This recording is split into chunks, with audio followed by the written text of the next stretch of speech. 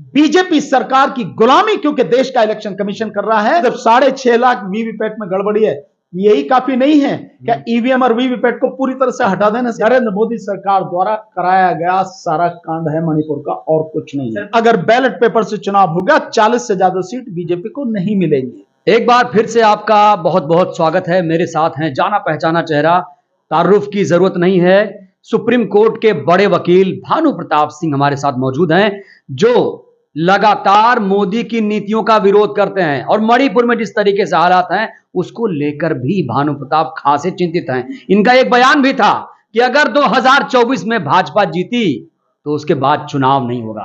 क्यों भानु जी, सही कहा मैंने? बिल्कुल, इसमें कोई शक नहीं है।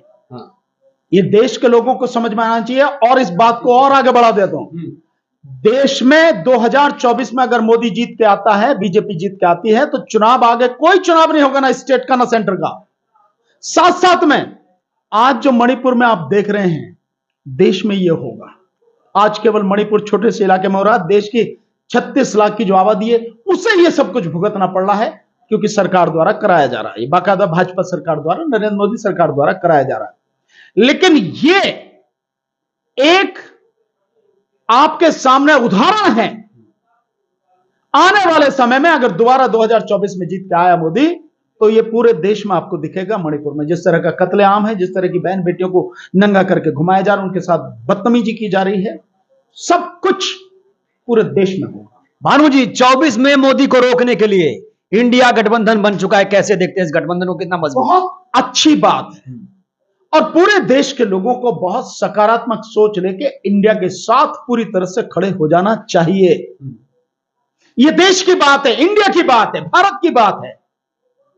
तो सबको, विपक्ष ने जो इंडिया नाम से पूरा एक अपना गठबंधन बनाया है, इनके साथ में खड़ा हो जाना चाहिए।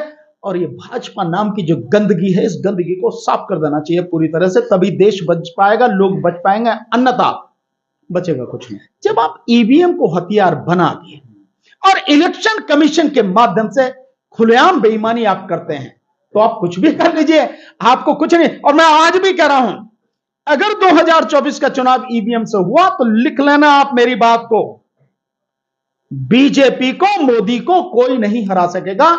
चाहे आप जो इंडिया गठबंधन बनाया 26 लोग, इसमें और 26 और उसके अलावा और 26 शामिल हो जाए, तो भी ईवीएम से चुनाव हुआ तो आप मोदी को नहीं, ईवीएम का विरोध नहीं कर पा रहा है विपक्ष, खास तौर से करना चाहिए। ये बड़ी दुख की बात है। विपक्ष को यह समझना पड़ेगा और समझकर विरोध करना पड़ेगा। और विरोध केवल कहने के लिए, शब्दों में विरोध नहीं होना चाहिए, वो सड़क पर जन आंदोलन के रूप में दिखना चाहिए। तभी ईवीएम हटेगी, और ईवीएम हटेगी तभी बीजेपी का सफाया होगा। ईवीएम नहीं हटेगी, आप बीजेपी को नहीं हरा सकते। सिर्फ इतनी सी ही बात है, इसके अलावा किसी भी हालत में बीजेपी जीत नहीं सकती। मैं आपको लिख के दे रहा हूं, मैं बार बार कह रहा हूं, इन्हीं शब्दों में कह रहा हूं, एक नहीं, एक लोकसभा सीट पर 1000 नरेंद्र मोदी और 1000 अमित शाह खड़े कर दो। अगर बैलेट पेपर से चुनाव होगा 40 से ज्यादा सीट बीजेपी को नहीं मिलेंगी। लेकिन ईवीएम नहीं रटेगी तो फिर इनको सत्ता में आने से, ईवीएम की रद्द करने वाली एक याचिका भी गई थी सुप्रीम कोर्ट में, उसको लेकर 2022 में उतना इंटरेस्ट नहीं दिखाया सुप्रीम कोर्ट ने। वो एक नहीं, कितनी ही गई है सुप्रीम कोर्ट। ये भी बड़े दुर्भाग्य की बात है कि सुप्रीम कोर्ट ने जितने भी ईवीएम के संबंध में याचिका पड़ी सबको खारिज कर दिया। लेकिन यहां यह भी बात सही है कि खुल के सीधे सीधे किसी भी याचिका में यह नहीं कहा गया कि ईवीएम को पूरी तरह से हटाया जाए। वो कोई कह रहा था कि वीवीपैट में ये करो, या इसमें ये सुधार करो, या इसकी गिनती ऐसे होनी चाहिए कि जो वीवीपैट से पर्ची निकलती है उनकी गिनती होनी चाहिए। बात इस तरह की थी। बात बिल्कुल आउटराइटली ये सब कहा जाए, ईवीएम नहीं चाहिए, ईवीएम को हटाओ, वीवीपैट को हटाओ, ऐसी याचिका नहीं। क्या ईवीएम से घोटाला? आप इस तरह से इस बात को समझिए कि अभी 2-3 महीने पहले, 3-4 महीने पहले एक लेटर आया जो निकला, जिसमें यह बात, इलेक्शन कमीशन का ही वो लेटर था, यह बात एक्सेप्ट की गई कि जो वीवीपैट मशीनें हैं, 37% वीवीपैट मशीनें खराब हैं। 37% का मतलब उन्होंने क्वांटिटी बताई 6.5 लाख, यानी 6.5 लाख बूथ पर जो वीवीपैट इस्तेमाल हुई वो सब गलत थी। तो बेईमानी हुई कि नहीं हुई?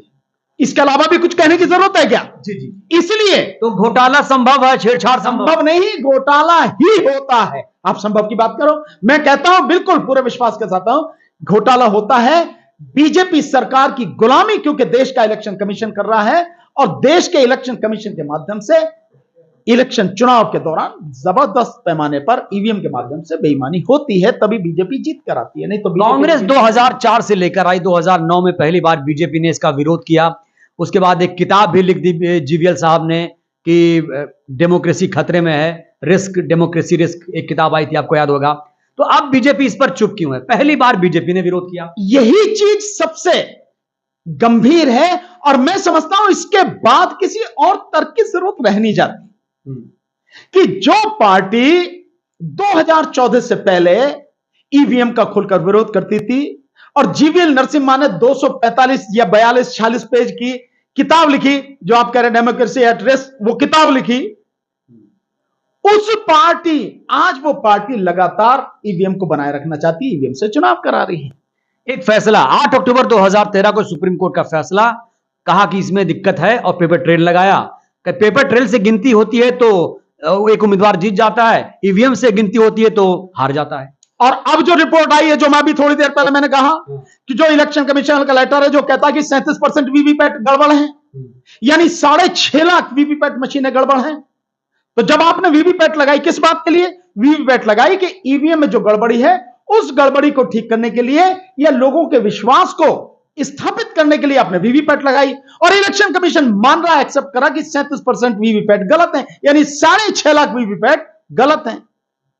इसके बाद भी कुछ रह जाता है। सुप्रीम कोर्ट को नहीं चाहिए कि सुमोटो एक्शन लेते हुए उस बात की जो चीज आपको मालूम है, जो चीज मुझे मालूम है, आम लोगों को मालूम है, देश के सभी राजनीतिक दलों को मालूम है, क्या सुप्रीम कोर्ट को मालूम नहीं है? नहीं मालूम है तो आज मैं बोल रहा हूं ना इस बात को कंफर्म करे कि भैया वो कौन सा लेटर है, दिखा इलेक्शन कमीशन, इसी बात को लेकर सुमोटो एक्शन लेते हुए उनसे मांग ले और पता कर ले कि वीवीपैट की क्या स्थिति है। और जब 6.5 लाख वीवीपैट में गड़बड़ी है, यही काफी नहीं है क्या ईवीएम और वीवीपैट को पूरी तरह से हटा देना चाहिए चुनाव प्रणाली में? क्योंकि देश का चुनाव सबसे महत्वपूर्ण एक प्रक्रिया है और वो प्रक्रिया पूरी तरह से पारदर्शी होनी चाहिए, निष्पक्ष होनी चाहिए और स्वतंत्र होनी चाहिए, जो नहीं हो रही। मतलब ईवीएम से भी फ्री फेयर ट्रांसपेरेंट इलेक्शन नहीं हो पा रहा। बहुत बार कह रहा हूं इस बात को, होता तो बात ही क्या थी? हम क्यों कहते उसको हटाने के लिए? हम उसको हटाने की लड़ाई क्यों लड़ते? नहीं, तो कांग्रेस क्यों नहीं विरोध करती? इंडिया पूरा गठबंधन क्यों चुप है? करना चाहिए, मैं आपसे सहमत हूं, उन्हें विरोध करना चाहिए, लेकिन अभी तक नहीं किया। उम्मीद करते हैं वो इस बात को समझें, इसका विरोध करें, और विरोध फिर मैं इस बात को दोहराऊं, केवल कहने से नहीं, शब्दों में नहीं, सड़क पर विरोध करें, जन आंदोलन खड़ा करें उसके लिए, ताकि खत्म हो। अन्यथा जितनी भी कवायद है इकट्ठा होने की, सब मिट्टी में मिल जाएगी, और जब वो जीत के आ जाए उसके बाद आपके हाथ में कुछ नहीं है। मणिपुर जल रहा है, क्या कहेंगे? सरकार जलवा रही भाई, सरकार ने आग लगाई है, बाकायदा सरकार दूर से हाथ सेक रही है खड़े होके। सरकार के, भाजपा सरकार, नरेंद्र मोदी सरकार द्वारा कराया गया सारा कांड है मणिपुर का, और कुछ नहीं है। प्रधानमंत्री मोदी ने भाषण में अपने आप को 2024 का प्रधानमंत्री घोषित कर दिया।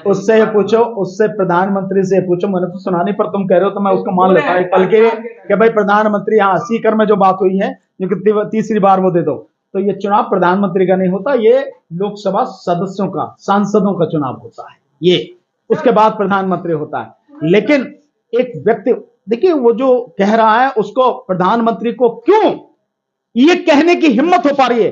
क्योंकि उसे मालूम है कि चुनाव ईवीएम से होगा और ईवीएम से मैं जीतूंगा, इसलिए कह रहा है, और तो मतलब। तो ईवीएम का लगातार विरोध हो रहा है। ईवीएम से अगर चुनाव हुआ तो जान लीजिए कि बीजेपी जीतेगी, और ईवीएम का विरोध विपक्ष को भी करना पड़ेगा, एकजुट होकर आना पड़ेगा, तब जाकर ये लड़ाई जीत सकते हैं। तो ईवीएम को लेकर आपकी क्या राय है? अपनी प्रतिक्रिया आप दीजिएगा जरूर। इस वीडियो को आप चाहता हूं कि जन जन तक पहुंचाइए, जिससे बहुजन समाज जागरूक हो। शुक्रिया। जय भारत, जय संविधान।